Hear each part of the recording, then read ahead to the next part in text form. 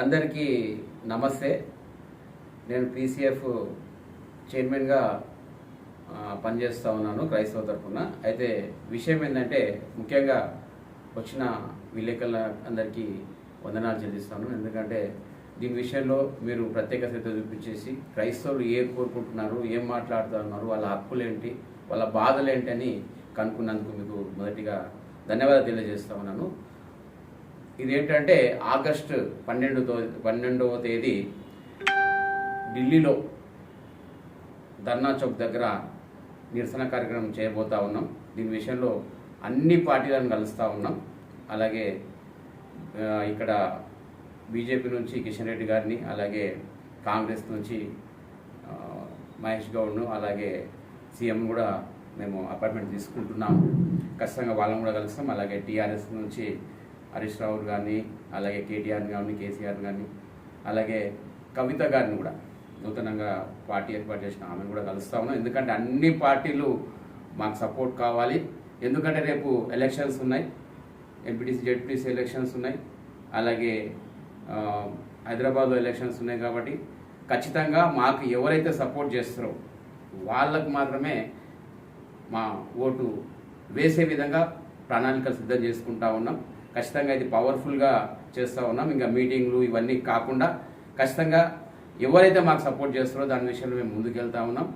దాని విషయంలో ప్రతి ఒక్కరు క్రైస్తవులు కూడా సపోర్ట్ చేస్తూ ఉన్నారు. దీని విషయంలో పత్రికా విలేకరులు కూడా ఈ విషయంలో కొంచెం ముందుండి ప్రతి వార్త అందరికీ తెలపాలని మనసారా కోరుకుంటూ చెప్పండి. దళిత క్రైస్తవుల విషయంలో సుప్రీంకోర్టు ఏదైతే కుట్రపూరితమైన జీవో ఇచ్చిందో, బీసీసీ అనేది అసలు ప్రాసెస్ కాదు, రాజ్యాంగ విరుద్ధమైన అది ఏదైతే జీవో ఇచ్చిందో దాని విషయంలో కులమే, మతమే.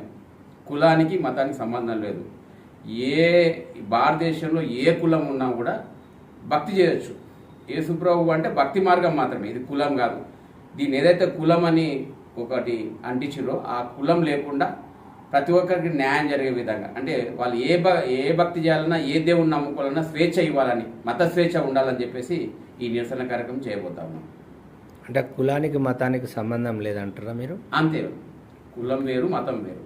ఓకే, దాని విషయంలోనే అంటే ఇప్పుడు దళితులు క్రైస్తవ మతాన్ని స్వీకరిస్తే వాళ్ళు ఎలాంటి హక్కులు కోల్పోతున్నారు సుప్రీంకోర్టు జడ్జిమెంట్ ప్రకారంగా? సరే, అదేంటంటే హక్కులు కోల్పోవడము, రిజర్వేషన్ కోల్పోవడము తర్వాత రెండో మాట అయితే, మా అదేంటంటే ఏదైతే మేము మాకు ఎస్సీ కులంలో ఉన్నామో, ఎస్సీ కులం కాకుండా ఏదో ఒక రకంగా చూడడము మాకు చాలా బాధాకరం. అదే మాకు ఎక్కువగా బాధ కలిగిస్తుంది.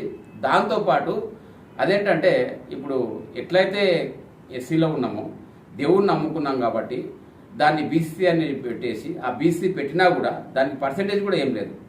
ఆ విధంగా చాలా అటు నష్టపోతా ఉన్నారు, ఇటు నష్టపోతా ఉన్నారు. దాని విషయంలో ప్రతి ఒక్కరికి న్యాయం జరిగే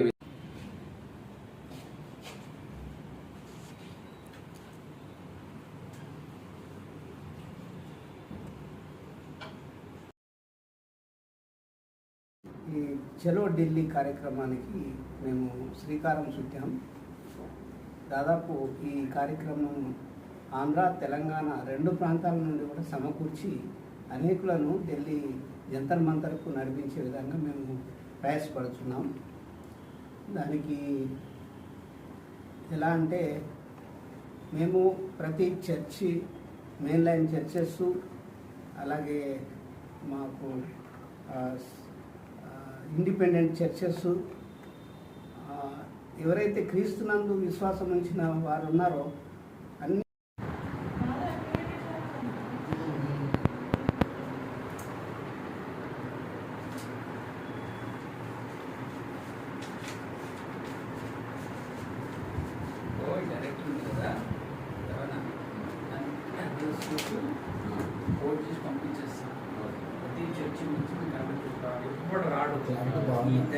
దీన్ని జిరాక్స్ కొట్టిస్తాం.